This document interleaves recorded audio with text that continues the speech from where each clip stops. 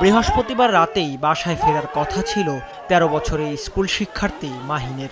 ওই রাতে না ফিরলেও পরদিন বিকেলে মাহিন ফিরেছে ঠিকই, কিন্তু লাশ হয়ে। স্বজনরা জানান, বন্ধুদের সাথে দেখা করতে রাতে মুগদার বাসা থেকে বের হয় মাহিন। হেঁটে যাওয়ার সময় মদিনাবাগ এলাকায় সিটি কর্পোরেশনের ময়লার গাড়ি ধাক্কা দেয় তাকে। গুরুতর আহত অবস্থায় প্রথমে মুগদা হাসপাতালে, পরে ঢাকা মেডিকেলে নেওয়া হলে তাকে মৃত ঘোষণা করেন চিকিৎসক। আদরের সন্তানকে হারিয়ে পাগল প্রায় মা বাবা। ছোট ভাইয়ের এমন মৃত্যু মেনে নিতে পারছে না বড় ভাই। স্বজনদের কান্না আর আহাজারিতে ভারী হয়ে উঠেছে মুগদা এলাকার পরিবেশ।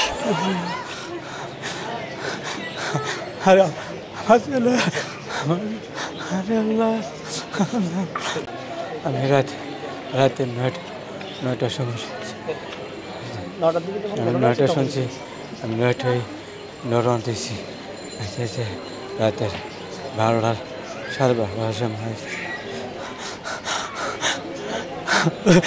আল্লাহ রে, আল্লাহ, আল্লাহ রে, আমার ভাই। বন্ধুর সাথে দেখা করতে গিয়েছিল মদিনাবাগ বাজার সংলগ্ন কাঁচা বাজারের সাথেই সিএম টাওয়ার এইখানে। তো ওইখান থেকে আপনার আসার পথে ঢাকা দক্ষিণ সিটি কর্পোরেশনের যে আপনার ইয়েগুলো হয়, আপনার বজ্র, তারপর ময়লার যে ট্রাকগুলো থাকে, ওই জাপানিজ যে গাড়িগুলো আপনার, সেই গাড়িগুলা একদম স্পিডে এবং ব্যাপকভাবে এসে ছেলেকে পিষ্ট করে একদম পুরো বুকের উপর চাপা দিয়ে পুরো বডিগুলো একদম নষ্ট করে দিয়ে গেছে।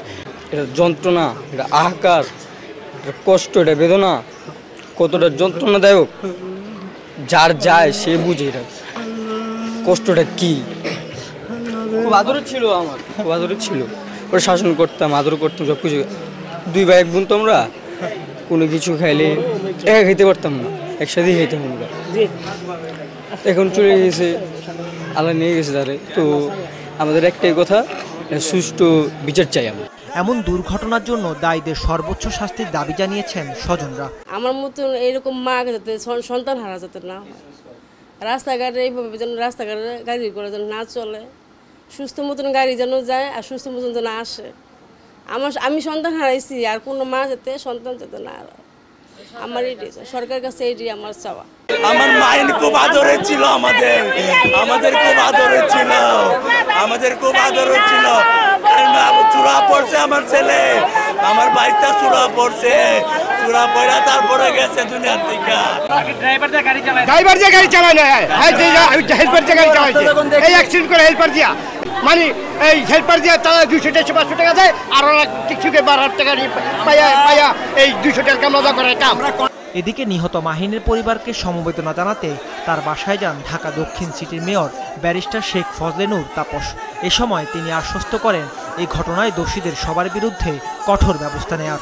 আমাদের নির্ধারিত গাড়ি চালক সেই গাড়িটা চালাচ্ছিল না, সে অন্যকে ভাড়া খাটিয়ে এখানে গাড়ি দেওয়া হয়েছে।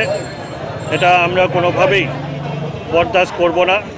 কঠোর থেকে কঠোর প্রশাসনিক ব্যবস্থা নেওয়া হবে এবং যারা জড়িত, সম্পৃক্ত এবং এরকম কার্যক্রমে যারা লিপ্ত, সকলের বিরুদ্ধে কঠোর ব্যবস্থা ঢাকা দক্ষিণ সিটি কর্পোরেশন নেবে।